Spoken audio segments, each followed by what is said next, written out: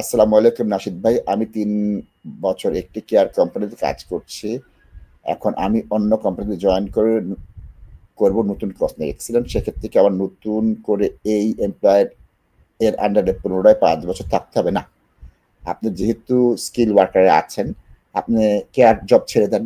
আপনি অন্য একটা জব করেন, আপনি রেস্টুরেন্টের জব করেন, আপনি ইঞ্জিনিয়ারের জব করেন, আপনি অ্যাকাউন্টেন্টের জব করেন, আপনি কোনো এডুকেশনের জব করেন। যতক্ষণ পর্যন্ত স্কিল ওয়ার্কারের আন্ডারে থাকবেন, আপনার পরিপূর্ণ সময়টা কাউন্ট হবে।